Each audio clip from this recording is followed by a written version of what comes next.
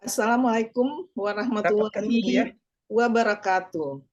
Waalaikumsalam Waalaikumsalam warahmatullahi warahmatullahi wabarakatuh. wabarakatuh.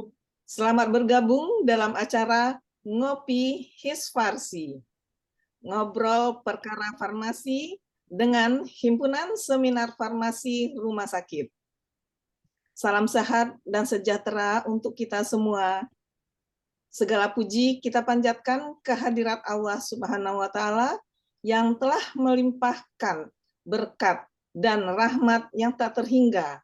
Dan karena izinnya jugalah kita bisa berkumpul sore ini. Izinkan saya, Apoteker Citra Wilya Agus MKes, yang berpraktek di Rumah Sakit Umum Pusat Dr. Muhammad Nusim Palembang, yang akan memandu acara kita sore ini. Terima kasih kepada sejawat apoteker yang sudah hadir di link Zoom ini, dan mungkin nanti kalau link Zoom-nya sudah penuh bisa bergabung di link YouTube. Acara ini merupakan salah satu program Himpunan Seminar Farmasi Rumah Sakit Pengurus Pusat Ikatan Apoteker Indonesia bidang manajemen dan sistem elektronik farmasi. Dilatar belakangi dengan banyaknya keresahan sejawat di rumah sakit yang disebabkan banyaknya komplain dari pasien ataupun dari dokter karena obat yang diresepkan tidak terlayani akibat dari kekosongan obat, yang tentunya dengan berbagai alasan dan kendala. Oleh karena itu, kami dari Himpunan Seminar Farmasi Bidang Manajemen dan Sistem Elektronik Farmasi mengundang sejawat di seluruh Indonesia untuk berbagi pengalaman, pandangan, dan alternatif untuk mensupport ketersediaan obat di rumah sakit masing-masing. Sebelum kita mulai acara ini, akan kami sampaikan terlebih dahulu tata tertib dan susunan acara. Adapun tata tertib acara, silakan Pak Mas Rio. Mas Rio.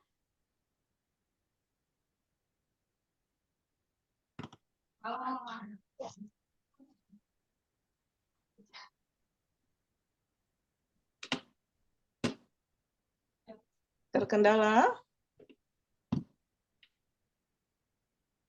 Mohon izin sebentar. Ya.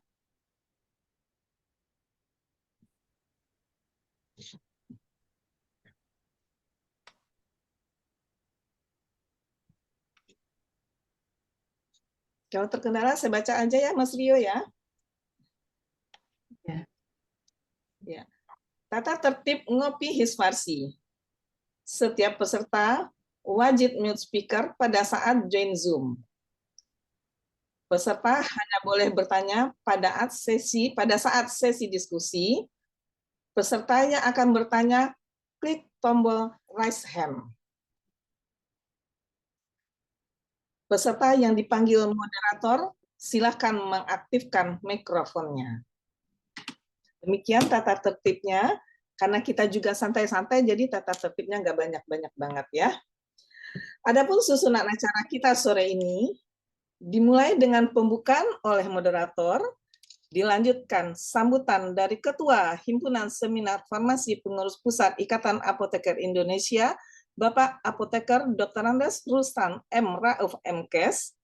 Selanjutnya acara inti yaitu pengendalian ketersediaan obat di rumah sakit yang akan disampaikan oleh sejawat Apoteker Retno Mulyawati Magister Sains lebih kurang 20 menit, disambung dengan diskusi selama lebih kurang 40 menit. Dan selanjutnya sambil ditutup, silakan sejawat beramah-tamah sesama apoteker rumah sakit se-Indonesia. Sejawat yang kami hormati, berikut sambutan dari yang terhormat Ketua Hisfarsi PPIAI kepada Bapak Apoteker Dr. Andes Ruslan M. Rauf MKes, dipersilahkan. Bismillahirrahmanirrahim. Terima kasih Ibu Citra sebagai pembawa acara pada sore hari ini di acara Ngopi Farmasi ya. Dan memang betul-betul ini waktunya waktu ngopi ya. Jam 4, jam 5 di Makassar. Jadi saya sangat mengapresiasi program yang dilakukan oleh bidang administrasi dan informasi daripada PP Isfarsi ini. Karena bisa melihat apa-apa yang perlu dilakukan dan yang tren terjadi di rumah sakit pada saat ini. Jadi, Ngopi Farmasi hari ini itu mengambil tema pengendalian persediaan obat di rumah sakit. Jadi nanti akan dibawakan oleh narasumber kita, apoteker Retno Mulyawati MSc, ya, dengan tema yang tadi yang saya sebutkan adalah pengendalian persediaan obat di rumah sakit. Dan mungkin sebentar akan dibicarakan secara jelas ya tentang bagaimana pengendalian obat di rumah sakit, ya. Apa itu pengendalian, ya, bagaimana mengendalikan permasalahan obat di rumah sakit, serta apa-apa yang perlu kita lakukan kalau ada masalah di sini. Nah, barangkali ini yang perlu kita lakukan supaya teman sejawat yang bekerja di rumah sakit bisa saling ya sharing untuk masalah ini. Karena keterbukaan kita di Isfarsi, semua PD bisa saling berinteraksi, menanyakan ya, sehingga tadi betul yang dikatakan oleh Ibu Citra sebagai moderator, bahwa kita sebagai anggota itu harus identitas name-nya atau jelas mesti kita ketahui. Umpamanya Ibu Susilawati itu dari pengurus PP Isfarsi atau dia aslinya dari Jawa Barat. Nah, itu yang perlu kita ketahui sehingga pada saat kita mengalami masalah-masalah di rumah sakit dan lain sebagainya, kita bisa saling berkomunikasi dengan baik. Saya rasa cukup sekian, tidak berpanjang lebar. Saya harapkan semua peserta yang hadir pada hari ini dapat berinteraksi dengan baik dengan narasumber kita pada hari ini. Sekian, wabillahi taufiq wal hidayah. Wassalamualaikum warahmatullahi wabarakatuh. Waalaikumsalam warahmatullahi wabarakatuh. Terima kasih Pak Ketua. Izin melanjutkan acara. Ya, silakan. Sebelum kita lanjutkan, kepada sejawat yang sudah bergabung di link Zoom ini, supaya merename untuk menambahkan asal daerah di belakang namanya. Agar kita semua saling kenal sejawat ada di daerah mana saat kita berkomunikasi ini. Terima kasih. Kita masuki acara inti. Dengan sukacita kita minta dengan hormat sejawat kita dari Rumah Sakit Umum Pusat Sarjito Yogyakarta, Ibu Apoteker Retno Mulyawati Magister Sains, yang merupakan apoteker senior yang sudah malang melintang di rumah sakit, yang sekarang merupakan Kepala Instalasi Farmasi RSUP Sarjito, untuk menyampaikan pengalaman beliau. Assalamualaikum Bu Retno, apa kabar? Waalaikumsalam, Citra. Alhamdulillah. Sehat, Bu? Ya, alhamdulillah. Bu Citra juga ya? Ya, alhamdulillah. Lama nggak ketemu ya, Bu? Iya, betul. Besok di Sumatera kita ketemu. Amin, amin. Nah, untuk yang belum kenal dengan Ibu Retno, akan saya bacakan CV Bu Retno secara singkat. Silakan, Mas. Nah, berikut. Ini CV Bu Retno, namanya tadi sudah ya, Bu Retno Mulyawati Magister Sains, apoteker. Nah, Bu Retno ini nggak mau tahu nih umurnya berapa gitu ya. Jadi takut dibilang udah tua gitu ya, karena yang hadir banyak yang muda-muda ya.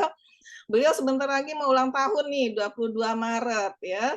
Beliau dari bekerja di RSUP Sarjito Yogyakarta, seperti yang tadi yang di Yogyakarta boleh main-main ke rumah beliau, Jalan Kesehatan nomor 1 Sekip Yogyakarta.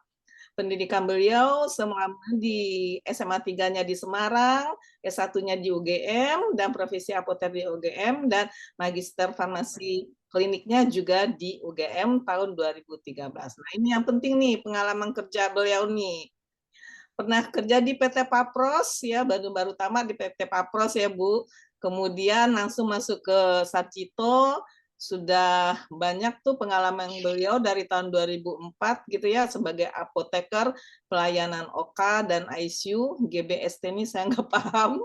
Kemudian juga di kepala produksi instalasi farmasi. Nah ini yang penting. Kasih perbekalan farmasi bidang penunjang sarana RSUP Dr. Sarjito. Jadi memang ini sudah nggak salah lagi ya, kita meminta masukan-masukan dari pakarnya farmasi ini. Kemudian tahun 2020 sampai 2022 kasih pelayanan penunjang medik bidang pelayanan di Rumah Sakit Sarjito juga, dan sekarang kepala instalasi farmasi. Nah, merasakan betapa bobot kosong Bu ya kalau dikasih-kasih cuma merencanakan Bu ya. Sekarang terasa bagaimana di komplain pasien Bu ya. Dan pengalaman organisasi beliau juga lengkap sebagai anggota PDIAI dulu, kemudian kepala bidang manajemen farmasi rumah sakit PP Hiswarsi. Jadi beliau ini sebelum kepengurusan ini adalah sebagai ketua bidang manajemen. Jadi selama ini Bu Retno yang mengadakan acara ini gitu ya. Sekarang Bu Susi yang mengadakan acara ini gitu. Balik bandar tapi Bu Retno. Kemudian pernah menjadi ketua, pernah menjadi ketua himpunan seminar farmasi daerah istimewa Yogyakarta, dan sekarang menjadi pembina himpunan seminar farmasi daerah istimewa Yogyakarta. Ya baik, begitu sejawat semua tentang kurikulum vitae Bu Retno. Yang belum Bu Retno mudah-mudahan sudah kenal ya. Kita sore ini santai-santai saja, jadi nggak perlu stres memikirkan obat kosong sore ini. Kita ngopi gitu ya, kita ngopi ngobrol gitu ya. Oke, silakan Bu Retno, lebih kurang 20 menit menyampaikan pengalaman segala macam lah tentang masalah perbekalan farmasi di rumah sakit. Silakan Bu Retno. Ya, terima kasih kesempatannya Bu Citra. Sebentar, izin saya saja ya.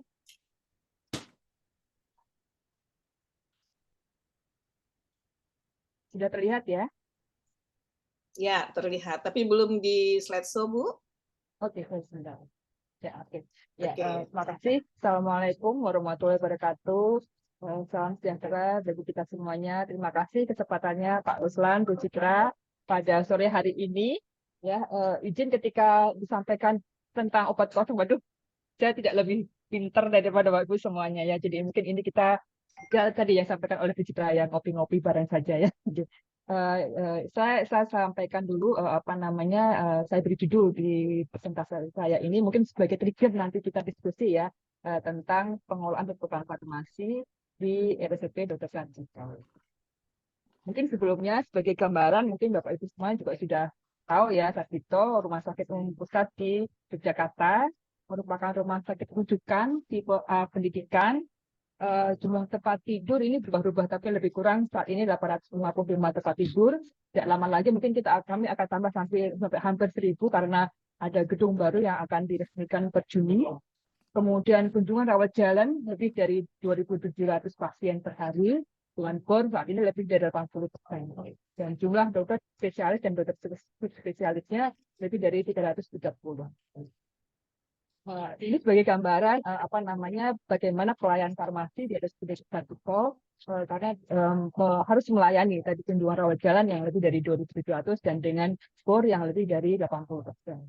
Visi Rumah Sakit Dr. Sarjito adalah rumah sakit budaya yang unggul dalam pelayanan, pendidikan dan penelitian. Karena merupakan rumah sakit pusat yang merupakan rumah sakit pendidikan ya, jadi rumah sakit pendidikan utama dari Universitas Gadjah Mada, dan motonya adalah mitra terpercaya menuju sehat. Memang saat ini sudah ada banyak penghargaan yang diterima oleh RSUD Dr. Sarjito. Hanya mungkin yang khusus farmasi ini yang malah menjadi tantangannya ya, yang mungkin kami perlu apa namanya perlu tingkatkan gitu ya. Kemudian ada gambaran dari struktur organisasi di instalasi farmasi. Ya, ini di RSUD Dr. Sarjito sendiri ada 5 direktur, ya, ada direktur keperawatan, direktur pendidikan dan penelitian, direktur keuangan dan barang negara, kemudian direktur perencanaan dan pengembangan strategi layanan. Ini merupakan direktur yang baru ya, sebelumnya ini pada sebelumnya itu belum pernah ada, tapi ini tambahan. karena memang tuntutan layanan yang ada di RSUD Dr. Sarjito. Kemudian Direktur Layanan Operasional. Kemudian yang juga yang belum lama bergabung dengan RSUD Dr. Sarjito adalah Tawangmangu, Balai tanaman obat tradisional yang ada di Tawangmangu di Karanganyar itu sekarang merupakan bagian dari RSUD Dr. Sarjito. Instalasi farmasi di bawah koordinasi Direktur Mutu dan Keperawatan ada 3 penanggung jawab. orang. Telu ya. Kau dua orang Albunorem loro pas bumi sing selain Ada yang bocor? Ya. Ya, lanjut Bu. Jadi ada 3 penanggung jawab, yaitu penanggung jawab pelayanan, kemudian penanggung jawab distribusi dan produksi, dan penanggung jawab SDN, administrasi, dan logistik. Jadi kalau untuk perencanaan program farmasi ini juga koordinasi penanggung jawab SDN dan administrasi dan logistik. Kemudian tentang pengelolaan kegudangannya itu juga penanggung jawab distribusi dan produksi. Kemudian dalam koordinasi di setiap lini satelit yang ada di instalasi farmasi ada 5 orang koordinator yang membawahi masing-masing satelit yang ada di instalasi farmasi. Nah ini kami saat ini ada 63 apoteker, baik itu ASN, BLU maupun P3K. Kemudian ada 88 tenaga teknis kefarmasian, baik itu ASN, BLU, P3K maupun PKWT. Kemudian ada tenaga administrasi 5 orang yang membantu administrasi, baik itu ASN, BLU maupun ada juga yang outsourcing, dan juga ada tamu farmasi yang pertama sebagai yang menghantarkan petugas farmasi dari gudang ke satelit ya, dan juga dari gudang ke pasar. Itu ada berstatus sebagai ASN, BLU maupun outsourcing. Nah, itu semuanya mengampu seluruh satelit yang ada di instalasi farmasi. Jadi kami ada 16 lokasi di seluruh Sarjito. Ya, di 16 lokasi ini berupa satelit-satelit farmasi. Jadi karena mendekatkan diri pada pelayanan, maka jenis pelayanan yang ada di masing-masing satelit itu juga beragam, tidak khusus ya, karena memang tergantung pada pelayanan yang kita khusus. Jadi ada GBST, ada di lantai 1, 3, 4, 5, ini ada yang melayani rawat jalan, karena pelayanan kita di situ ada pelayanan rawat jalan dan kamar operasi. Jadi ada 3 satelit yang melayani kamar, ada satelit yang melayani operasi di GBSD, gedung bedah sentral ya, di situ di lantai 1, lantai 4, dan lantai 5. Tapi di situ juga ada 3, itu ada rawat intensif, itu juga ada satu farmasi besar. Jadi ada 4 satelit farmasi yang melayani secara 24 jam.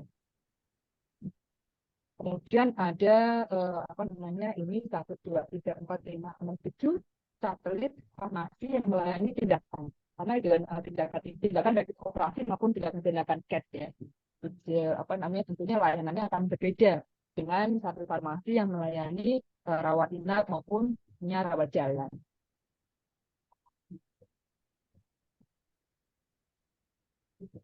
Nah, acuan yang digunakan di RSUD Dr. Sarjito dalam pelayanan tentu saja mungkin sama juga itu semuanya ya, adalah formularium nasional. Jadi kami ada menerbitkan formularium rumah sakit ya, yang itu terdiri dari 2 kelompok. Di situ ada formularium reguler yang mengacu pada formularium nasional, itu mengacu pada yang bisa digunakan untuk seluruh pasien yang dirawat di RSUD Dr. Sarjito. Di situ mengandung obat-obatan Fornas maupun ada juga obat-obat tambahan yang berdasarkan SK direksi dapat diberikan kepada pasien BPJS. Kemudian juga ada di situ formularium non reguler yang berlaku bagi pasien privilege yang dirawat di RSUD Dr. Sarjito. Itu memang berasal dari usulannya KSN, dan ini menggunakan nama Galteng.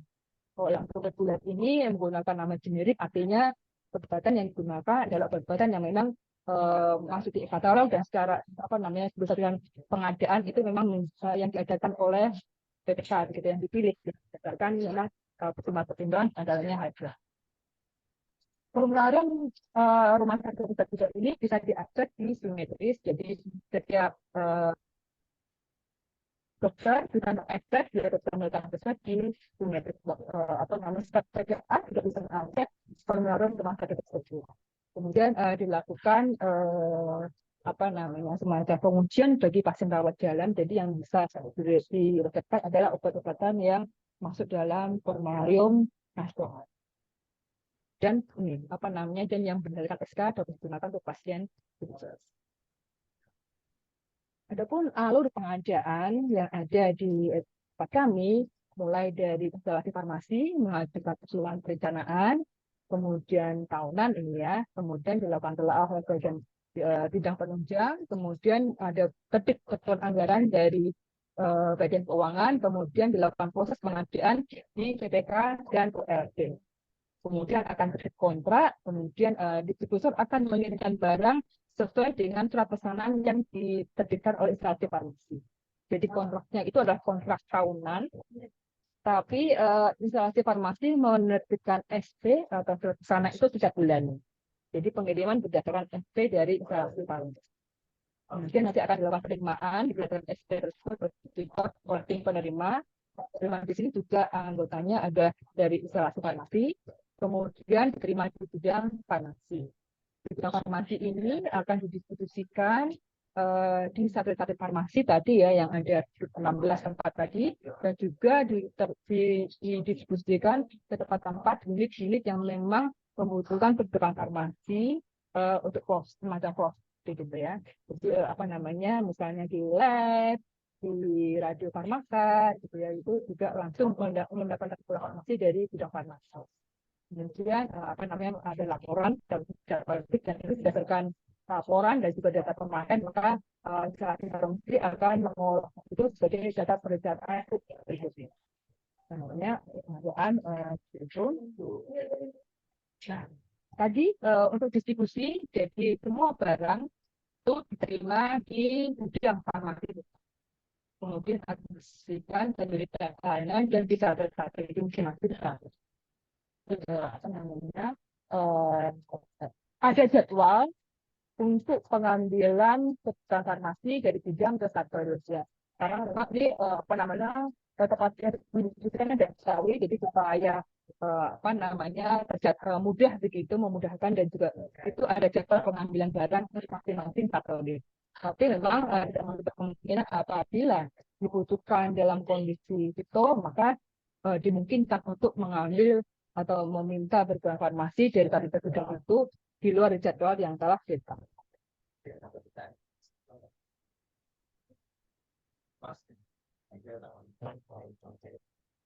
Nah, untuk sistem distribusi yang berlaku di RSUD Sudarsono itu adalah floor stock untuk obat-obatan HP yang disediakan di ruang rawat di mana biaya merupakan sudah tercover dari tindakan tersebut. Pokoknya dampaknya ya sabun alkohol, sarung tangan, masker itu biayanya sudah masuk dalam biaya tindakan tersebut sehingga pendistribusiannya secara floor stock dari gudang langsung ke unit-unit tersebut yang melakukan tindakan tersebut. Kemudian ada juga perorangan untuk pasien rawat jalan, untuk pasien rawat jalan yang berdasarkan perorangan. Kemudian untuk pasien rawat inap adalah berdasarkan reduce one daily dose. Jadi kita mendistribusikannya untuk sekali minum, tapi pemberiannya untuk satu hari itu. Kemudian juga ada untuk petugas farmasi yang dibutuhkan tindakan, maka ada tindakan dari OK ya. Maka ada tindakan dan tergantung pada jenisnya, macamnya, itu tergantung pada tindakan-tindakan tersebut. Kita siapkan ada semacam standar gitu ya atau kesepakatan untuk tindakan spa, tindakan ekspresi itu isinya apakah kebutuhan saja dan bersiapan. Tapi untuk apa namanya penagihannya ke pasien atau fakturannya ke pasien itu tergantung pada yang digunakan. Jadi tidak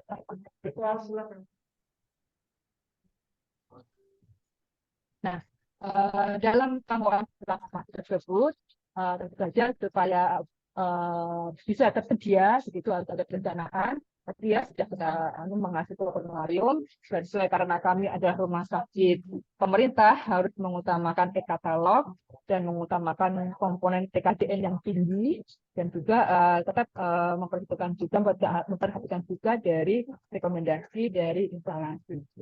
Kemudian untuk pengadaannya, secara kontrak harga satuan, kontrak selama 1 tahun, tapi pengambilannya bulan dan dibayarnya berdasarkan yang diambil gitu. Kemudian untuk supaya peserta farmasi tersebut bisa terpantau, bisa terkendali dengan baik, tentunya membutuhkan support IT. Terus terang kami saat ini sudah ada support IT untuk inventory, tapi terus berproses dilakukan pengembangan sesuai dengan kebutuhan, karena ada beberapa fitur-fitur yang kami membutuhkan yang saat ini masih dalam pengembangan supaya pengendalian peserta farmasi itu bisa lebih dilakukan dengan lebih optimal dibantu oleh sistem IT, karena memang kami harus ada beberapa yang harus kami lakukan secara manual.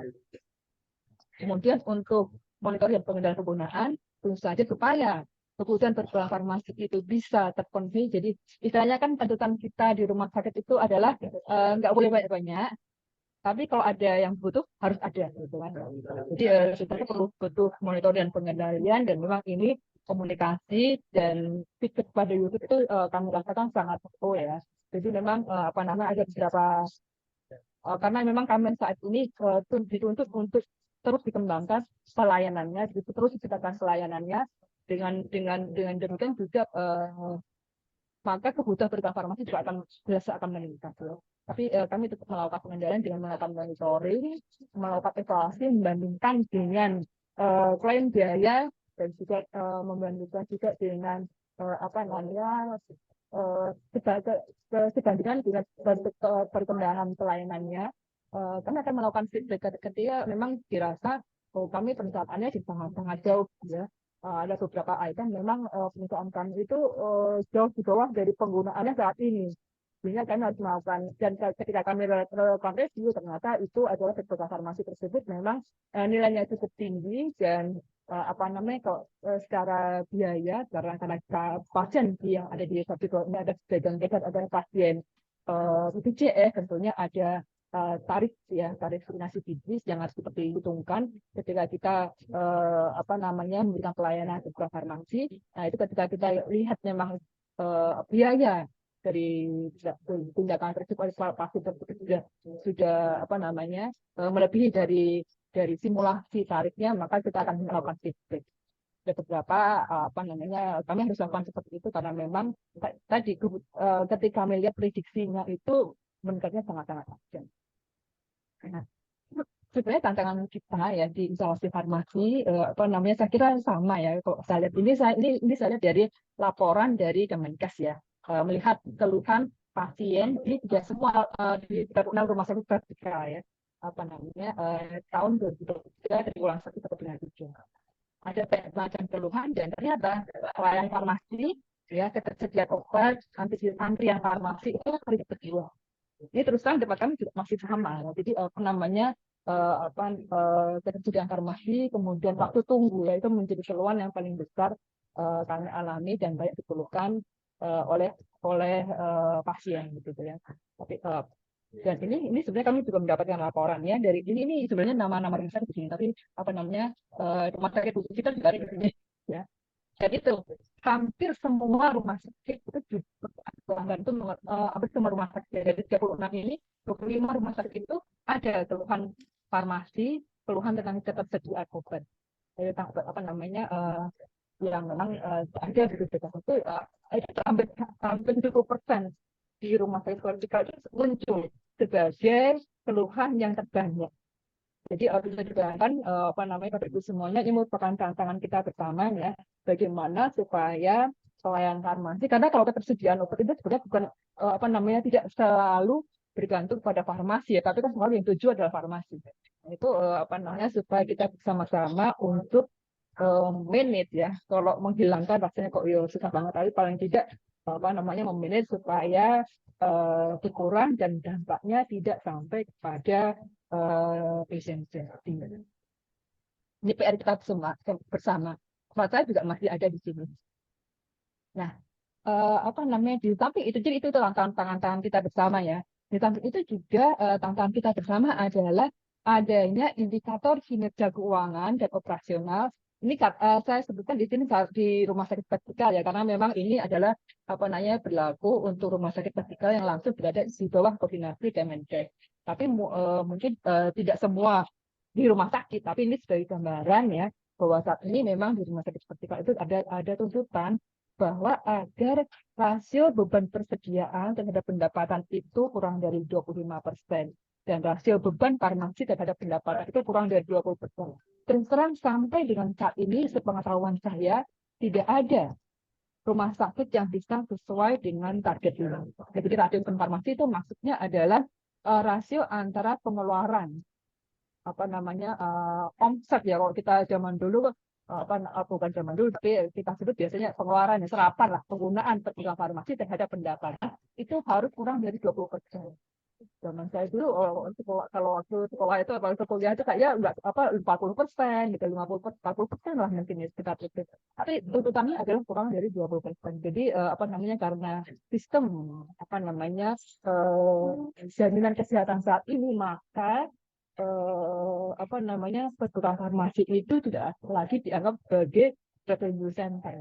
Jadi itu merupakan tantangan kita bersama karena apa namanya di tempat ekonomi pun juga belum bisa mencapai ini. Dan ini impact-nya adalah pada penganggaran, alokasi anggaran. Ketika apa namanya ada target apa namanya pendapatan di rumah sakit tersebut, maka alokasi bagi apa namanya penganggarannya ya memang tergantung pada di rumah sakit masing-masing, tapi tidak jauh dari ini apa namanya indikator ini karena ini adalah indikator yang memang sepertinya selalu dipantau apa namanya oleh kementerian. Dan yang dimaksud dengan beban farmasi ini tidak hanya obat KHP, tapi juga medis, reagen, dan belum radio. Sehingga tantangannya adalah apa namanya anggaran yang terbatas, ya karena adanya indikator ini dan juga tadi apa namanya ternyata keluhannya ya apa namanya obat yang pada farmasi dan tadi ketersediaan kebutuhan farmasi tadi. Dalam pengendalian kebutuhan farmasi, kalau pengendalian persediaan farmasi, saya rasa itu bagian dari manajemen rumah sakit ya, yang sangat penting dalam upaya peningkatan keselamatan dan kesembuhan serta mengurangi biaya ibadah. Tadi ya, juga apa namanya tantangan kita itu kan bagaimana supaya stoknya itu minimal, tapi ketika ada pasien butuh itu ada terus. Kadang saya juga bingung gimana caranya. Tapi itu yang kita hadapi bersama dan tantangannya ada tadi penganggaran, nggak boleh pakai terlalu banyak, tapi juga nggak boleh kurang. Kemudian juga apa namanya keamanan pasien karena beberapa farmasi ini obat-obatan itu ada masa kadaluarsanya harus disimpan sesuai dengan standar, ada risiko rusak ya, dan juga ada beberapa kali ada penarikan obat. Kemudian ini juga tantangan kita bersama tentang SDM dan keturunan untuk efisiensi. Apa namanya? Saya tidak tahu apakah ada rumah sakit yang tidak mengeluh terhadap kebutuhan SDM ya, karena apa namanya kalau saya sudah ampun-ampunan terus apa namanya memang kami ada 63 apoteker, tapi ketika kami merasa sangat kurang ya 88 dibanding terhadap tuntutan layanan secara umum. Tapi ya tadi itu apa namanya kayaknya nggak akan pernah cukup deh ya apa namanya dari kalau udah bilang aku minta SDM itu juga ya apa namanya harus ada yang kuat supaya bisa dipenuhi. Dan juga apa namanya terhadap inventory ini adalah adanya resiko human error karena adanya proses-proses manual. Meskipun proses itu sudah digitalisasi, ada juga resiko error juga ya. Sehingga itu menjadi apa namanya hal yang selalu perlu kita perhatikan bersama. Dan juga adanya regulasi yang mengatur tentang kebutuhan farmasi tersebut sehingga ada keterbatasan apa namanya dalam pengelolaan.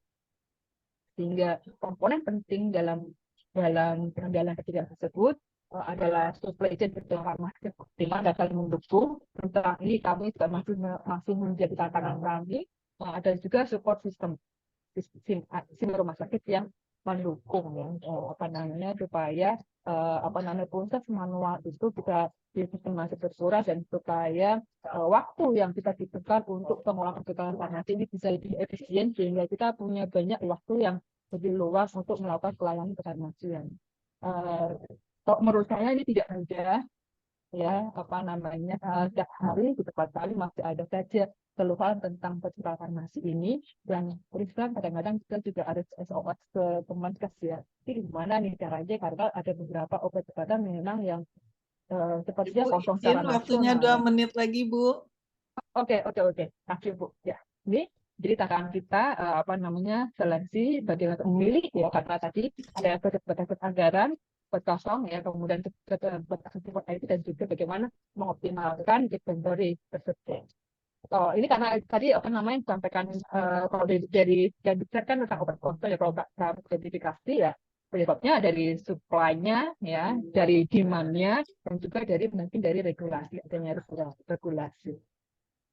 Ini dan kalau kita identifikasi lebih lanjut ada karena dari lokal rumah sakit ya, karena misalnya ada administrasi keuangan kita belum bayar pending sehingga kita apa namanya disebut tidak mengirim barang kemudian ada keterlambatan pemesanan jadi kita harusnya udah apa namanya pesan tapi kita belum pesan sehingga terlambat gitu ya dan masalah sehingga kita juga belum bisa kirim barang dan juga adanya pengiriman distribusi tidak sesuai kesepakatan kita sudah prediksi sini kita butuh segini, kita sanggup besok kirim, tapi ternyata tidak sehingga ada kekosongan di situ. Dan juga adanya administrasi distributor prinsipal pada negara ini apa namanya distributor tidak bisa dengan katalog harus ada penyesuaian harga dan sebagainya itu juga butuh waktu. Dan itu harus menjadi perhitungan kita dalam ketersediaan di tempat kita ya. Dan juga mungkin ada kadang-kadang ketidaksesuaian inventory data kita masih ada di komputer tapi ternyata sudah nggak ada di web itu jadi kosong. Nah, kalau secara nasional ini harus jadi kendala yang kita tidak bisa tangani sendiri ya. Masalah fungsi dipatikan, kemudian masalah regulasi karena apa namanya izinnya itu sudah habis gitu ya. Itu juga menjadi apa namanya kendala-kendala sehingga ada risiko kosongan. Nah, ini juga menjadi tantangan di tempat kita bersama. Ini dari tempat kami untuk semuanya ya. Ternyata kalau harapan kita kan kalau distributor kita sudah minta kirim, dia akan segera kirim. Tapi ternyata kalau tempat kami itu ya dia butuh waktu dan di semester 1 itu butuh waktu sekitar 4 hari untuk pengiriman barang rata-rata dari semua SP ya. Di semester 2 ternyata naik itu yang dibutuhkan oleh distributor dari sejak kami kirim permintaan pengiriman sampai dia kirim barang itu rata-rata menjadi 4,7 hari hampir 5 hari. Jadi ini sesuatu yang harus kita perhitungkan juga ketika kita mengelola kebutuhan farmasi ya. Dan ternyata di tempat kami ini kami ya 4,5% kita yang di SP itu tidak dikirim oleh distributor. 4,5% ini seolah-olah sedikit ya apa namanya dari 100% kan 1,5% sedikit. Tapi kalau kita lihat dari jumlah itemnya kan agak terbelalak ketika melihat dari jumlah itemnya. Ternyata 79 item barang yang bisa kami SP per bulannya itu nggak dikirim.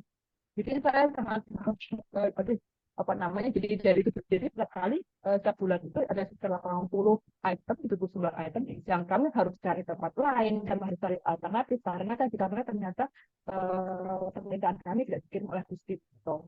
Apa namanya perlu penguatan jari komunikasi antar rumah sakit itu seperti kami rasa sangat diperlukan ya dan juga dengan komunikasi dengan sisi pemerintah ya dan sepertinya perlu kegiatan semua yang tidak dalam supply chain perguruan farmasi untuk mengatasi perguruan farmasi yang kosong tersebut ya tidak jarang ya kami harus pinjam antar rumah sakit ya karena memang apa namanya di situ baru minggu depan dan harus pinjam ya. Atau juga tempat karena ya apa namanya butuhnya sedikit di situ dan sepertinya kami nggak bisa mengganti dalam waktu segera ya kalau boleh nempel ya nempel atau minta atau kadang-kadang juga minta bantuan kalau memang di pokoknya ada di dinas itu cara-cara kita lakukan saya sih juga sudah apa namanya beberapa kali melakukan itu ya untuk supaya kebutuhan obat AMHP di rumah sakit yang dibutuhkan untuk pasien kita itu bisa terlayani.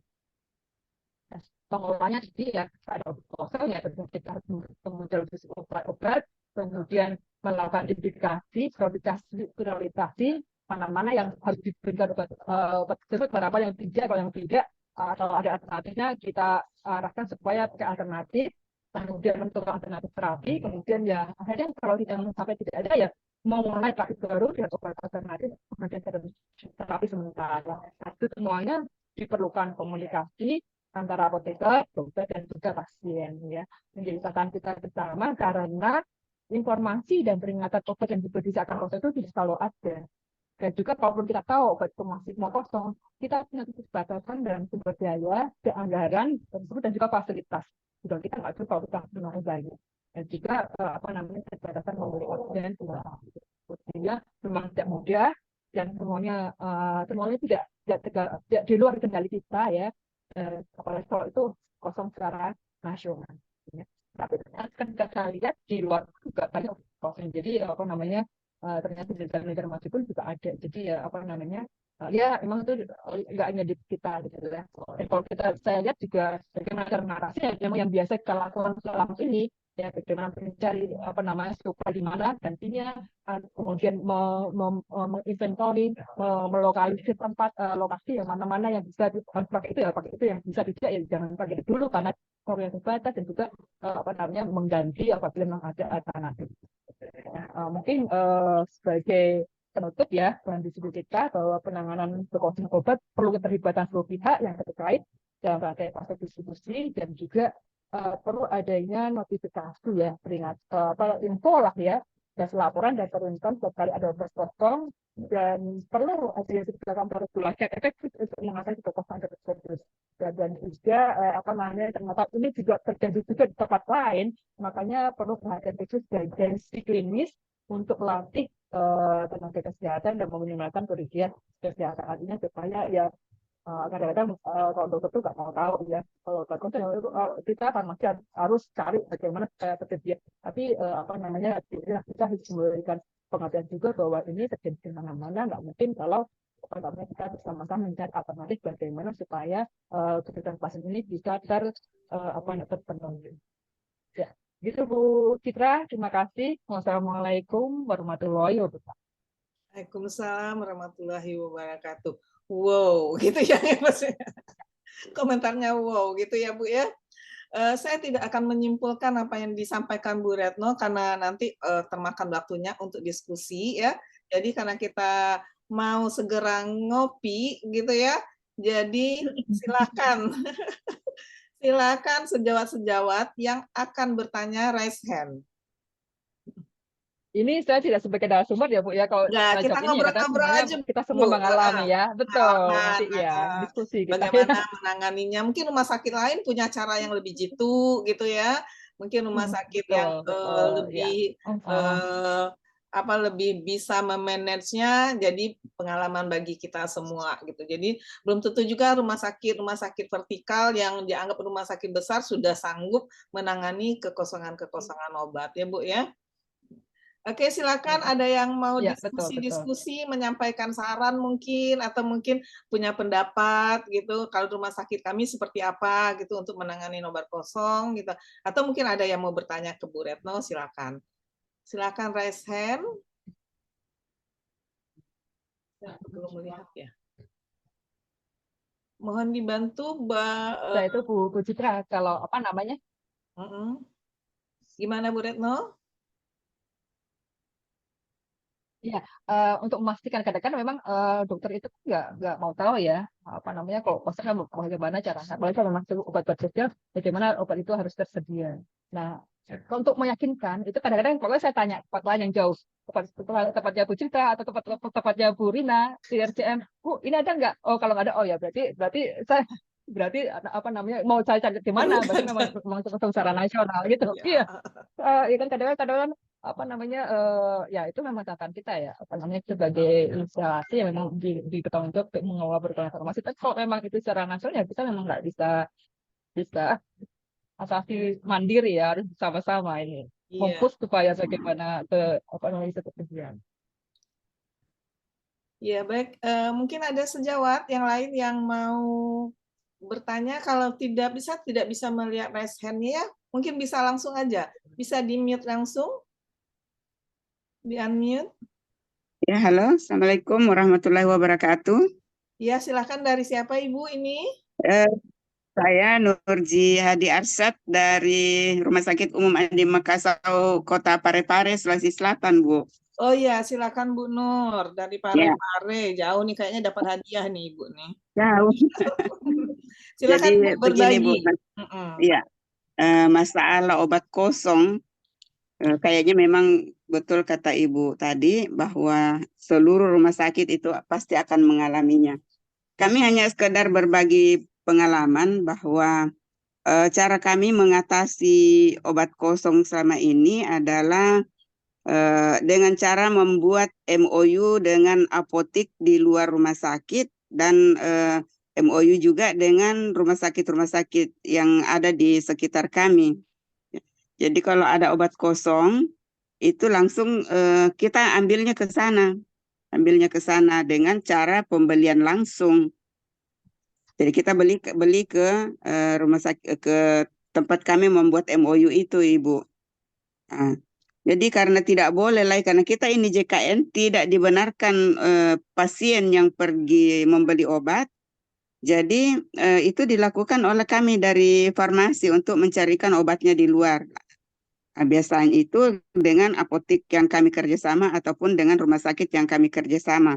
Bisa dengan kita membeli atau juga bisa dengan kami mengambil dulu, nanti kita mengganti barang. Seperti itu, Ibu. Terima kasih. Oke, terima kasih Bu Nur berbagi pengalamannya. Mungkin ada yang mau bertanya dengan Bu Nur juga gitu, gimana caranya bekerja sama gitu. Silakan teman-teman langsung aja mute karena kayaknya ada kendala di sistem kita. Saya tidak bisa melihat chatnya juga. Silakan kalau ada yang mau langsung. Izin bertanya, Ibu. Ya, ini dari siapa ini? Saya Ibu Nur Awalin Ya. dari Rumah Sakit Ratu Zaleha Martapura, Kalimantan Selatan. Wah, jauh-jauh ini. Ya, silakan mau bertanya ke siapa Ibu Nur? Bu Nur juga lagi nih. Ibu Retno. Assalamualaikum Bu Retno. Waalaikumsalam Bu Nur. Ya, gimana kabarnya Bu Retno? Masih ingat? Alhamdulillah. Ya, ini saya tadi tertarik Bu Retno tentang rasio beban farmasi terhadap ini ya yang kurang dari 20%. Itu bagaimana trik Sarjito bisa sampai bisa di bawah 20% ya Bu? Karena selama ini kita kalau di daerah itu agak susah, apalagi untuk purchasing sendiri, proses negosiasi untuk mencapai harga KMK itu sangat susah. Karena kita pun beli kan tidak untuk skala besar ya, karena kemampuan gudang kita juga kecil, seperti itu. Mungkin ada trik-trik dari Ibu sebagai Kepala Instalasi Sarjito berdasar pengalaman lah buat kami ini bagaimana untuk mencapai itu. Paling tidak 20 ya, seperti itu. Iya. Rumah sakitnya kelas apa Ibu? Kelas B, Ibu. Kelas B. Berapa tempat tidur? Berapa tempat tidur? Halo? Iya, berapa tempat tidur? Berapa tempat tidur rumah sakitnya, Bu? Nggak terdengar. Lanjut Bu Retno, nggak terdengar sama dia. Ya, makasih Bu Citra. Ya, Bu Nur, terus terang di tempat kami pun belum mencapai target itu ya. Dan sepanjang pengetahuan saya seperti tadi yang saya sampaikan itu belum ada rumah sakit yang mencapai. Hanya memang katanya di tempat kami itu meskipun belum mencapai itu termasuk yang sudah lebih baik. Artinya paling lebih baik dibanding yang lainnya. Meskipun belum tercapai. Jadi nah itu yang membuat manajemen rumah sakit harus bisa dong begitu kan ya. Tapi itu terus terang ini belum tercapai. Karena itu sangat susah ya. Jadi tidak bisa sebenarnya karena itu dihitung dari pengeluaran sebenarnya. Jadi bukan dari pembelian ya. Dihitung dari pengeluaran, dan kalau dari pengeluaran dihitung dari pemakaian tentu saja tidak hanya kita sendiri yang berperanan. Jadi dokter, perawat itu juga sangat memegang peranan dalam mengupayakan supaya indikator tadi beban persediaan farmasi ini bisa tercapai. Itu Bu, apa namanya? Kami beberapa item memang kalau ya ada komunikasi ya bagaimana supaya gunakan yang lebih efisien, kemudian apa namanya? Itu kita feedbackkan sih. Jadi cara-caranya ya kita ini loh apa namanya data tepat kami itu yang penting feedback itu adalah contohnya adalah sarung tangan non steril. Sarung tangan non steril itu kayaknya murah gitu ya. Tapi ternyata data di tempat kami itu nilainya itu paling tinggi. AMHP yang paling tinggi nilainya itu adalah sarung tangan. Jadi kalau ini kan apa namanya mungkin ada inefisiensi di situ dalam penggunaannya. Itu kami feedbackkan sehingga itu buat yang lainnya kan sehingga apa namanya mulai bagaimana cara-caranya kita diskusikan bersama supaya itu lebih efisien. Itu sih Bu. Jadi apa namanya terus terang kami juga bisa mencapai tapi apa namanya upaya-upaya kita lakukan untuk supaya ada efisiensi ya sehingga apa namanya bisa ya tadi dikatakan sekarang bertransformasi ini bukan sebagai revenue ya tuntutannya adalah efisiensi. Maaf Bu Retno, memang ya salah satu pengaruhnya itu dari sisi perolehan kita. Selain itu juga kan ada dari dokter ya pola prasepan mereka betul seperti itu ya. Kalau di sana bagaimana ya Bu untuk membatasi misalnya kan di rawat jalan itu batas inasi bijisnya sekian. Bagaimana pengendaliannya ya Bu Retno? Kalau kita kan kadang ya di atas ya seperti itu.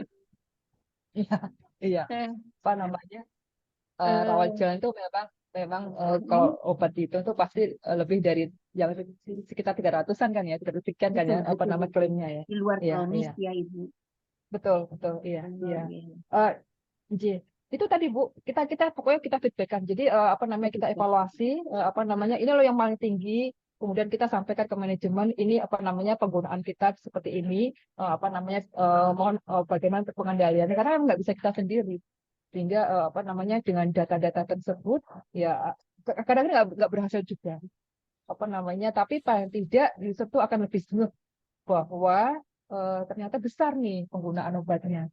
Tapi apa namanya ada satu obat yang tempat kami itu penggunaan sangat tinggi itu kami feedbackkan apa namanya akhirnya bagaimana supaya kan kami rumah sakit apa namanya rujukan ya bagaimana dan itu obat itu sebenarnya bisa dirujuk balik bagaimana supaya obat ini dirujuk balik sehingga tidak semua pasien itu datang ke tempat kami yang seperti itu Bu. Jadi dengan data kita sampaikan apa namanya ya memang keputusan nanti tergantung apa namanya kesepakatan. Ada item-item yang memang kami ya sudah apa namanya memang harus diterima berdasarkan kesepakatan ya memang itu menjadi beban rumah sakit. Tapi kan paling nggak semua sudah tahu bahwa ya ini memang rumah sakit karena kita rumah sakit tipe A begitu. Tapi tetap harus kita upayakan pengendalian tadi. Baik, cukup ya Bu Nur. Ya terima kasih banyak. Assalamualaikum. Kalau di rumah sakit itu berapa persen Ibu Bu Retno? Ya Bu. Berapa persen dari pendapatannya yang sekarang beban kecapai? Farmasi Bu. Ya. Beban farmasi itu kan kalau nggak salah dihitungnya per setiap bulan ya. Jadi kami masih di angka 28 gitu. 28% ya. Ya berarti hampir. Assalamualaikum. Tapi naik turun. Citra. Ya, baik. Terima kasih Bu Retno. Ya, siapa ini? Dari siapa ini? Sudarsono Bu Rita. Sudarsono. Bapak mau bertanya apa? Wah, ini narasumber. Enggak, saya yang tanya. Enggak, saya tertarik dengan yang itu Bu. Saya lagi nemenin anak ke ini nih di toko buku. Saya sekarang tertarik dengan itu Bu Citra, Apoteker Citra dan Bu Retno. Saya barusan dari BPKP 2 hari yang lalu. Masalah persentase tadi itu memang jadi problematik ya. Saya kemarin malah diminta ketersediaannya 18 bulan. Saya bilang nggak bisa 18 bulan untuk rumah sakit gitu loh. Standarnya belum berubah itu yang pertama. Terus yang kedua persentase penggunaan obat tadi alhamdulillah tahun 2023 kemarin kita sudah menyentuh angka 21%, Ibu. Oh, hebat. 21%. Itu tapi menurut saya sih ada problem di sana pada saat menentukan KPI-nya itu perlu dijelaskan. Yang 20% itu seharusnya untuk pasien-pasien yang klaim inasi bijis. Jadi harusnya bukan ke pendapatan Ibu, kecuali 100% rumah sakitnya itu melakukan eh, hanya melayani pasien-pasien dengan inasi bijis, 20% realistis. Itu bisa dipakai. Tapi karena kalau yang tarif itu kan ada dua, tarif prospektif dengan retrospektif. Kalau retrospektif itu nggak mungkin kita pakai 20% Ibu. Karena retrospektif itu dia eh, di revenue center, jatuhnya obat itu di revenue center. Justru kita harus menjual obat sebanyak-banyaknya karena dia di sumber pendapatan rumah sakit. Tapi kalau di inasi bijis itu adanya di baru tadi beban farmasi. Beban farmasi itu menurut saya ada dua, beban farmakoterapi dengan beban non farmakoterapi. Itu juga harus kita hitung. Nah, ini juga harus kita sosialisasikan ke teman-teman ini Bu, mungkin manajemen ya. Kita membuat supaya mencapai 20% itu menghitungnya jangan semua pendapatan.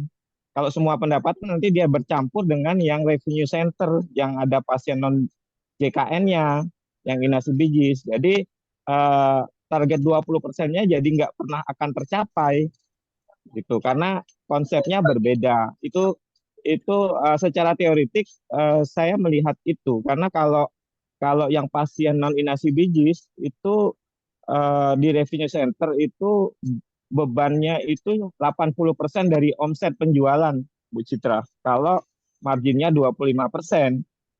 Ya. Tapi kalau di inasi bijis wajar sekitar 20% itu wajar kalau dia minta 20% itu sangat wajar sekali. Beban farmasi dalam arti yang farmakoterapi ya, bukan yang ditambah dengan oksigen, ditambah dengan reagen, ditambah dengan yang lain-lain. Itu juga harus kita selesaikan. Kalau itu definisinya nggak masuk di KPI, maka 20% itu jadi aneh gitu loh sebenarnya. Makanya tadi jangan sampai nanti terulang yang BPKP, mintanya ketersediaannya 18 bulan gitu. Rumah sakitnya langsung bangkrut kayak saya bilang gitu kalau Anda minta 18 bulan.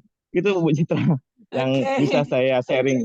Terima kasih Pak Sudarsono atas sharingnya. Nah, sepertinya kita perlu diskusi lebih banyak lagi nih ya. Nggak cukup nih waktu 1 jam ngopinya nih. 1 gelas kopi nggak cukup kayaknya ini.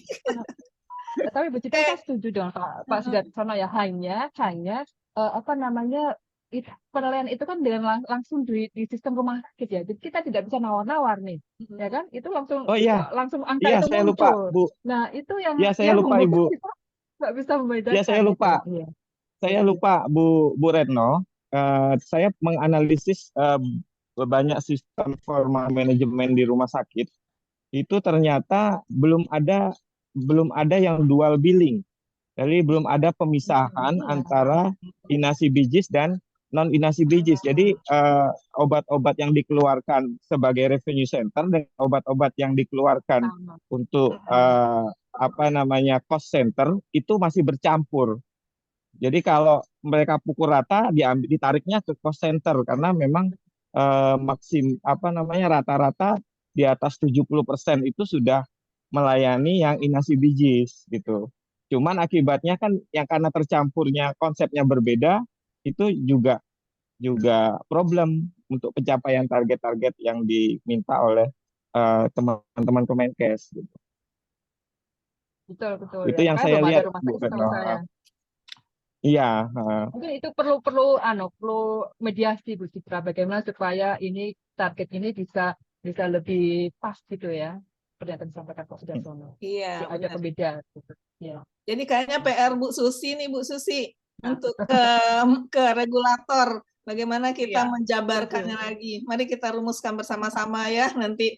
Bagaimana kita ke regulator dan bagaimana sebenarnya persepsi regulator dengan angka-angka seperti itu. Betul. Ya. Oke, nanti kita ketemu di PIT ya. Kita bicarakan mengenai ini bareng-bareng ya Pak Sudar ya. Insya Allah. Oke. Ini ada pertanyaan tadi chat ya, melalui chat saya tidak terbaca tapi udah disampaikan ke saya melalui hostnya juga dari Pak Yusfan. Pak Yusvan dari mana? Karena tidak merename ya, teman-teman semua sejawat, tolong di rename, ditambahkan di belakang namanya daerahnya dari mana, sehingga kita bisa lebih komunikatif ya. Oke, saya bacakan untuk Bu Retno, kalian solusi untuk obat kosong karena pending pembayaran gimana Bu? Nah, solusi obat karena pending pembayaran.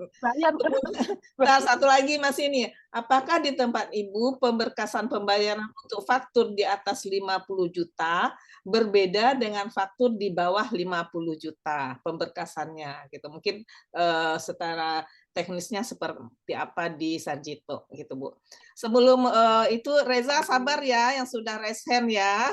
Silakan Bu. Ya, terima kasih Bu Citra. Ya, solusinya kalau pending pembayaran ya dibayar supaya kita dapat barang. Tapi maksud saya begini, apa namanya, sekarang ini di rumah sakit itu menjadi targetnya ya, apa namanya, bahwa kecepatan pembayaran itu menjadi target rumah sakit. Ya, jadi saya kira direksi akan mengupayakan itu. Kalau tempat kami seperti itu, jadi malah apa namanya distributor itu doyok-doyok supaya segera melengkapi pemberkasan karena kita mau sudah bayar. Karena itu merupakan KPI juga apa namanya supaya nggak ada piutang gitu. Nah itu apa namanya ya itu saya tidak mengetahui kalau di tempat lain, tapi kalau di tempat saya itu menjadi malah diupayakan oleh manajemen supaya apa namanya distributor itu segera melengkapi pemberkasan dan segera rumah sakit melakukan pembayaran. Dan karena itu tadi apa namanya target juga yang ditetapkan oleh Kemenkes. Apa namanya kalau di rumah saya kira dengan di rumah sakit seperti yang lain juga sama ya karena kan target dari Kemenkes ya. Kalau dari rumah sakit swasta mungkin sedikit berbeda, tapi saya yakin apa namanya kebutuhan akan obat ini kan sangat krusial ya. Sehingga dengan kita sampaikan apa namanya ya dengan sendirinya nantinya apa namanya itu wajib bayar itu pasti akan insya Allah akan berupaya. Kalau tentang pemberkasan di bawah 50 juta dan di atas 50 juta mungkin saya malah nggak begitu ini dengan pemberkasan. Tapi yang jelas kalau tempat kami itu adalah ada yang dengan kontrak dan dengan yang tidak apa namanya pembelian langsung begitu ya, tidak berkontrak. Pemberkasannya lebih kurang sama. Ya, jadi apa namanya kalau dalam kota ya ada BSC, ada aplikasi dan sebagainya dan itu sama. Tapi dilakukan setiap kali apa namanya kan kami lakukan SP setiap bulan, kemudian di akhir setelah selesai semua SP itu terkirim atau akhir bulan maka kita minta distributor untuk melengkapi dan kita rekap, kemudian itu menjadi bagian dari berkas untuk penangatannya. Kalau untuk yang di luar kontak ya berarti apa namanya setelah SP tadi apa namanya dan itu dengan dilengkapi dengan waktu itu menjadi apa namanya menjadi kertas yang untuk kelengkapan dari sisi pembayaran. Saya kira kok terlalu ini Bu ya apa namanya berbeda signifikan untuk pemberkasannya. Terima kasih Bu Retno. Bagaimana Pak Sufyan? Mudah-mudahan terjawab ya. Jadi kalau masalah tidak dibayar ya dibayar kata Bu Retno ya. Tapi mungkin benar bagus juga itu ya rumah sakitnya menjadikan itu KPI keuangan ya Bu ya. Iya betul. Ya, itu KPI keuangan. Jadi berarti orang keuangan juga dia mempunyai tanggung jawab untuk melakukan pembayaran segera. Nah itu juga ide yang bisa kita sampaikan ke manajemen kita masing-masing di rumah sakit. Jangan yang punya KPI cuma farmasi aja dengan barang dengan obat-obat kosong, tetapi bagian keuangan juga ada hubungannya dengan KPI-nya supaya segera melakukan pembayaran. Nah, itu mungkin bisa jadi catatan ya bagi sejawat semua itu yang dilakukan oleh Rumah Sakit Sarjito. Oke, kita lanjutkan raise hand yang tadi dari Reza Raisa. Silakan Reza Raisa, dari mana ini? Ibu, perkenalkan nama saya. Bapak Reza. Reza, Bu. Itu Reza. Citerep, ya silakan dari Bogor. Ya. Izin Bu, mohon maaf ya Bu ya, tidak bisa on cam ya Bu ya sebelumnya. Padahal pengen lihat wajah gantengnya. Iya Bu. Oke, lanjut. Ya Bu, ya perkenalkan nama saya Reza. Saya jadi salah satu jadi APJ di Rumah Sakit Helsa Citerep yang di daerah Bogor, Jawa Barat Bu. Nah kebetulan saya Rumah ini sakitnya kelas apa? tipe C Bu, tipe C swasta. Oke, lanjut. Nah, kebetulan karena saya masih muda Bu, jadi belum banyak pengalaman seperti ibu-ibu sama bapak-bapak yang mengisi acara ini Bu. Jadi butuh butuh ilmu sebanyak-banyak. Nah, justru itu kita lakukan ngobrol-ngobrol ini. Iya. Oke, Ini Bu, lanjut. ada jadi misalkan untuk pengadaan Bu. Pengadaan misalkan ada beberapa misalkan bulan kemarin salah satu penggunaan cairan itu tidak begitu banyak Bu, dan kita tidak nyetoknya tidak begitu banyak. Nah, ketika terjadi ada lonjakan di bulan berikutnya penggunaan cairan tersebut, nah kita tidak bisa mengantisipasinya karena kita perkirakan bahwa bulan kemarin penggunaannya sedikit. Nah, ketika kita ada lonjakan di bulan ini misalkan, nah itu distributornya kosong semua Bu. Distributornya kosong dan rumah sakit tempat kita di sekitar kita juga pada nggak ada. Jadi kita kesulitan untuk mencari apa namanya, mencari pinjaman atau barang-barang tersebut lah, cairan tersebut. Nah itu mungkin boleh dikasih tahu Bu triksnya untuk mengantisipasi itu bagaimana Bu? Karena kita kan kalau membaca eh, pembelian itu kan berdasarkan bulan kemarin itu ya. Nah, itu mungkin bisa dikasih tahu Bu trik-triknya bagaimana caranya misalkan ada lonjakan tiba-tiba gitu Bu, dan itu distributornya kosong semua. Nah, untuk mengantisipasi itu bagaimana? Mungkin itu satu Bu. Terus kedua, saya tertarik terkait yang tadi inasi bijis Bu. Apalagi khususnya rawat jalan. Inasi bijis rawat jalan, sepengetahuan saya hampir sekitar 197.000 lah kemungkinan. Nah, itu bagaimana pembagiannya, Bu? Pembagian misalkan dari obat itu jumlahnya sekian, pendaftaran sekian, atau kalau dia misalkan radiologi sekian, biar tercukupi, biar masuk ke dalam alokasi inasi bisnisnya 197.000 itu dengan semua yang sudah kita lakukan di pelayanan di rumah sakit. Mungkin seperti itu, Bu. Wah, apa namanya pertanyaan saya. Terima kasih, Bu. Butuh arahan sama bimbingannya. Ya, silakan Bu Retno. Iya, Bu. Ini apa namanya? Ya mungkin anunya berbeda-beda ya. Tadi saya apa saya jadi lupa. Oh ya, antisipasi. Makanya tadi yang saya sampaikan bahwa memang kita sangat membutuhkan support IT yang bagus. Sehingga apa namanya ada warning lah. Apa namanya ini sebenarnya tempat kami juga masih progres, masih dalam apa namanya pembenahan begitu supaya ada warning system tadi. Apa namanya? Jadi ketika ada stok itu kita tetapkan sudah sangat minimal itu ada warning lah, tak penanda begitu sehingga kita harus segera melakukan upaya pengadaan gitu. Itu memang untuk antisipasi seperti itu akan sangat memudahkan bagi kita kalau sistem IT tempat kita itu mensupport. Jadi ada sistem yang apa identifikasi ketika stok sudah berkurang di bawah stok minimal maka ada warning. Saya kira itu apa namanya sistem-sistem yang sekarang harus sudah seperti itu ya, apa namanya bisa kita mintakan ke manajemen. Tapi kami juga sedang berproses karena ternyata dia suka juga dengan ICIR sendiri bagaimana supaya sudah teraplikasi. Jadi sementara tempat kami ada itu warning itu, tapi memang belum langsung gitu. Jadi memang kami harus apa monitor setiap kali supaya apa namanya apakah tadi di bawah stok minimal.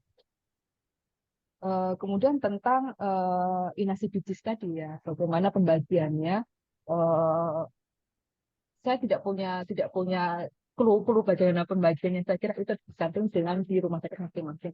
Terus terang kalau untuk rumah sakit untuk rawat jalan, memang ini targetnya itu biaya obat itu sudah sama dengan klaimnya itu udah bagus kalau tempat kami. Jadi apa namanya memang sudah kalau di rumah sakit swasta mungkin beda ya, apa bisa ditetapkan itu berapa persentasenya. Saya kalau tempat kami tidak ada batasan persentase berapa untuk obat. Tapi targetnya adalah bagaimana supaya biaya obat itu ya dengan klaim itu ya paling tidak sebanding. Jadi memang ada akan rugi, tapi ya bagaimana aja karena memang apa namanya kita tetap harus betul mengupayakan supaya kepada pasien itu bisa tertangani. Kalau swasta mungkin bisa lebih strict begitu ya, tapi kalau apa namanya kami ya tadi apa ya selagi itu tidak rugi itu jadi kita masih oke lah di biaya obat itu sama dengan tapi apa namanya tentu saja itu jadi rugi ya karena biaya yang lain-lain jadi nggak tercover. Paling kalau lab, nah kalau untuk mau tekan kami juga ada pengendalian untuk lab. Jadi bagaimana supaya Apalagi di tempat kami kan rumah sakit pendidikan ya. Dan apalagi sebenarnya tidak hanya dokter, farmasi pun apalagi yang belajar di situ kan kalau ada data lab yang banyak itu senang banget nih kan. Jadi semua parameter itu kelihatan gitu. Nah, itu apa namanya? Itu jadi beban rumah sakit. Jadi memang kita juga mulai melakukan pengendalian bagaimana supaya pemeriksaan lab itu ya yang memang harus yang dibutuhkan saja yang diperiksa. Jadi tidak semua parameter itu dilakukan pemeriksaan dan dilakukan berulang. Itu memang kita ada monitoringnya apa namanya dan dilakukan feedback. Kayak apa namanya sepertinya memang feedback itu sangat cukup efektif, apalagi kalau feedback itu dilakukan oleh manajemen dan dikomparasikan dengan antar KSL, antar apa namanya kalau itu jadi karena yang paling banyak itu jadi tertantang untuk lebih efisien gitu. Saya kira itu Bu Citra. Terima kasih Bu Retno. Nah, itu banyak masukan-masukan dari Bu Retno, pengalaman-pengalamannya ya. Ini ternyata sangat seru ya. Banyak yang bertanya lagi, tapi waktu kita ini sudah mulai mendekati habis waktu nih ya. Kita kasih satu kesempatan lagi ya, satu kesempatan pertanyaan lagi dari Made Agus Yoga yang tadi raise hand-nya sudah dari tadi capek udah tangannya ngangkat dari tadi ya. Silakan Made. Halo, selamat sore Bu. Bu Citra, Bu. Ini Bu Retno. Bu Retno, maaf. Ini lagi santai-santai.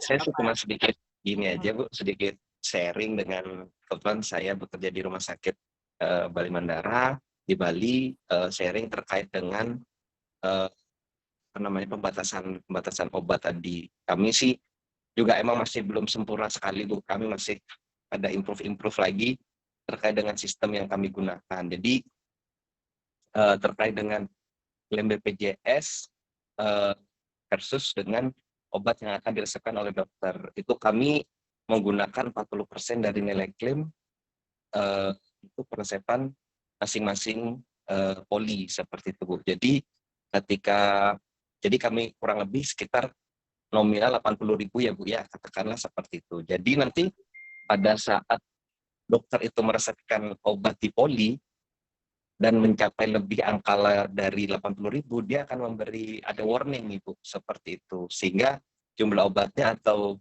item obatnya akan dikurangkan sesuai dengan terapi yang ada digunakan. Tapi kalau misalkan resep tersebut tergolong prolanis, warning tersebut akan gugur Ibu seperti itu. Jadi 80.000-nya itu terabaikan seperti itu. Terus kami juga sudah mulai improve terkait dengan sistem ASTOR Ibu, Automatic Stop Order Antibiotik seperti itu. Jadi penggunaan ya kita kan PPRA juga lumayan jalan, mulai agak ini Bu, di sistem juga kita mulai terapkan juga, walaupun masih belum bagus-bagus sekali, tapi tadi seperti yang dikatakan Ibu Retno, sistem harus diimprove terus didukung seperti itu Bu.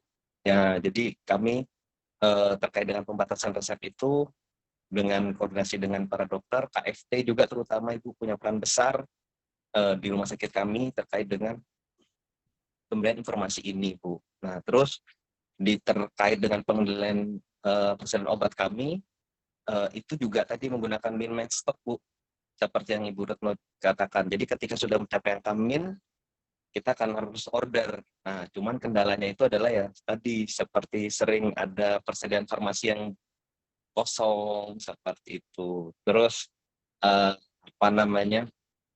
terutama obat-obat seperti yang sekarang terjadi ini kan obat jantung mini aspi ini katanya lagi kosong ini. Nah, itu yang kendala kami juga seperti itu. Padahal sudah ini, tapi di sistem kami ketika sudah lewat dari 3 bulan dia akan hilang gitu. Makanya kita akan terus berupaya untuk memperbaiki sistem kami itu Ibu gitu. Nah, cuman yang saya ingin tanyakan terkait dengan penilaian persediaan ini kan kebetulan di rumah sakit kami kan juga ada persediaan perbekalan farmasi obat SAS Ibu. Nah, di mana untuk pemesanan obat SAS ini kan agak rumit ya Ibu ya, agak kompleks ya. Nah, kalau di Sarjito, kalau boleh sharing, bagaimana ya untuk terkait dengan pengelolaan obat SAS di rumah sakit tersebut? Terima kasih Bu, itu aja. Selamat sore. Sore, Terima kasih sharingnya dari Mas Pak Made, Pak Made, Pak Made. Yoga Ibu, Yoga panggilannya Ibu. Yoga panggilannya ya, Mas Yoga. Gitu, terima kasih gitu ya. Berarti kita harus dengan sistem IT ya, IT yang bagus, yang diimprove terus gitu ya. Nah, ini kayaknya lagi tidak beruntung. Yoga lagi bertanya, Bu Retnanya terpelanting keluar. Dia kayaknya Bu Retno sudah masuk lagi, Bu? Nah, kayak belum ya. Mungkin terima kasih ya Mas Yoga, sharingnya tadi bagus gitu. Nah, untuk teman-teman yang lain yang mungkin mau bertanya bagaimana sistemnya, bagaimana di rumah sakitnya untuk bisa membatasi seperti itu, bisa mungkin menghubungi Mas Yoga. Nanti kita lanjutkan diskusi kita di WA Group ya. WA Group kita masih ada, nanti kita lanjutkan karena waktunya sudah melebihi batas yang kita tetapkan. Jadi ini Bu Retno juga belum masuk lagi. Jadi kita cukupkan dulu acara. Sudah Bu Retno udah masuk lagi. Bu, maaf, apa namanya? Keluar nanti lagi ya, oke. Ya nggak apa-apa. Bu Retno, ini tadi ada pertanyaan satu yang pengen ditanyakan oleh Mas Yoga. Dengan singkat, Mas Yoga, silahkan ditanyakan ke Bu Retno, singkat saja. Izin Bu Retno terkait dengan pengendalian persediaan farmasi obat SAS, yang dimana kan pengadaannya agak sedikit rumit ya, karena harus impor dari luar. Nah itu kalau di Rumah Sakit Sarjito bagaimana ya prosesnya atau sistem pengendaliannya? Terima kasih Ibu. Terima kasih Pak Made. Ini obat SAS ini memang menjadi tantangan besar bagi kita ya. Apa namanya? Bagaimana untuk penyediaannya. Nah, obat SAS ini kan ada banyak macam ya, tergantung di rumah sakit Bapak Ibu masing-masing. Kalau yang sudah continue, kita mengadakannya melalui SAS, itu mungkin kita bisa lebih mudah pengendaliannya, karena kita punya riwayat penggunaan dan sebenarnya contoh-contoh saja mercaptopurine gitu ya. Apa namanya itu kan obat SAS dan apa namanya dan hampir semua rumah sakit juga mengajukan SAS seperti itu. Jadi ketersediaannya itu bisa apa namanya kita sudah tahu penggunanya di tempat kita, sehingga dalam upaya perencanaan itu kan harus kita ajukan 6 bulan gitu ya. Kemudian apa namanya itu bisa lebih termanage gitu. Kalau misalnya kadang-kadang kan memang dari saat itu kan ada keterlambatan dan sebagainya, itu sepertinya ya yang selama ini kami lakukan, kami saling pinjam sih untuk obat SAS ini, karena kan kita pengajuan kita belum datang nih, jadi apa namanya pasien SAS juga udah habis 6 MP-nya ya, kita tanya ke rumah sakit lain apa namanya untuk pinjam gitu sih, memang apa namanya untuk obat-obatan seperti itu. Nah yang agak susah memang yang sedikit kebutuhannya dan tidak semua rumah sakit ada. Nah itu memang apa namanya tantangannya adalah tadi apa namanya, jadi kadang-kadang tuh kalau kita terlalu banyak itu jadi pede ya, kemudian tapi kalau kita kurang juga ya nggak kita untuk dari tempat lain juga nggak. Tempat kami hal-hal yang seperti itu ada untuk yang apa namanya obat-obat yang untuk ingin anak gitu ya, itu kan memang kadang-kadang kami dapatkannya itu ED-nya juga sangat pendek gitu, jadi ya memang bagaimana kita berkomunikasi dengan user yang seperti itu supaya apa namanya bisa lebih apa namanya kebutuhannya bisa lebih terpenuhi lah begitu. Memang susah nih Pak apa namanya, tapi memang kalau yang sudah rutin itu kita bisa saling pinjam dengan rumah sakit yang lain, tapi kalau yang sedikit seperti itu memang apa namanya ya memang ada risiko di tempat kami apa namanya, karena memang apa namanya, karena kan kita pesannya juga untuk stok yang memang cukup ya. Jadi apa ada buffer, hitungan buffer, tapi ternyata apalagi tempat kami itu kemarin pas COVID kan memang pasien-pasien yang untuk ingin anak kan memang berkurang. Nah, itu memang jadi sempat dan ada beberapa yang apa namanya itu Pak apa namanya memang susah, tapi tadi mungkin nggak monitoring dengan saling komunikasi tadi mungkin bisa sedikit mengatasi apa namanya untuk obat ini. Oke Bu, terima kasih Bu. Ya, memang mengenai obat SAS ini memang suatu yang masih banyak masalah ya di lapangannya, dan memang masih ada regulasi-regulasi yang mungkin perlu perbarui. Nanti kita mungkin dari himpunan juga akan mengajak Kemenkes untuk mendiskusikan hal-hal yang seperti Iya, Bu. ya. Baik, sejawat semua, mohon maaf ya, tidak bisa semuanya terjawab, tidak semuanya bisa terakomodasi semua keluhan-keluhannya, pertanyaan-pertanyaannya. Insya Allah lain waktu kita akan ulang lagi kegiatan ini ya. Ini sudah terasa udah 1 jam lebih ini. Terima kasih Bu Retno sudah meluangkan waktunya sore-sore ngopi-ngopi bareng dengan kita gitu ya. Ngopinya lain tapi nggak terasa pahitnya ya.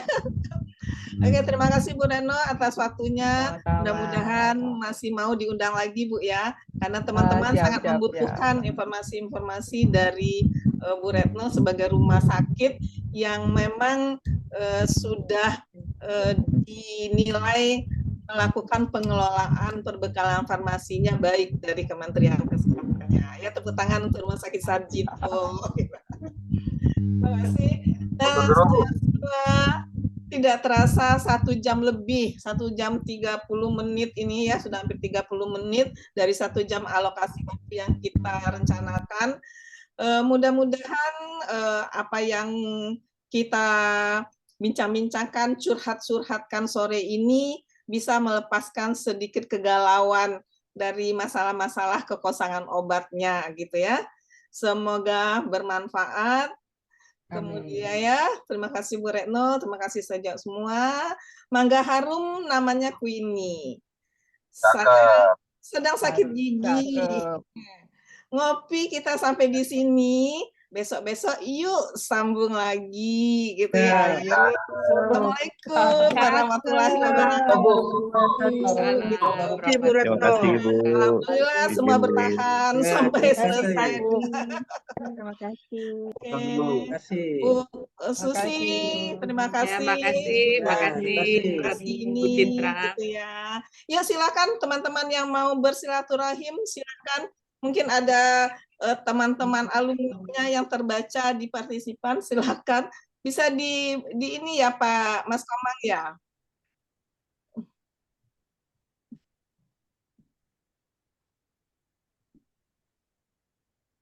Ya silakan, mungkin yang mau say hello, silakan sebentar. Mungkin ngelihat ada mantan-mantannya, maksudnya mantan alumni gitu ya. Silakan. Siapa ini? Ya, oke ya. Kalau tidak ada, masih malu-malu gitu ya. Kita cukupkan di sini. Sampai ketemu lagi di lain waktu. Bu Retno, sampai ketemu lagi. Terima kasih, Bu. Bu Retno, siap-siap di WA sama teman-teman bertanya. Oke, terima kasih. Assalamualaikum warahmatullahi wabarakatuh. Waalaikumsalam warahmatullahi wabarakatuh. Terima kasih, Bu. Oke, ya. Izin, Bu.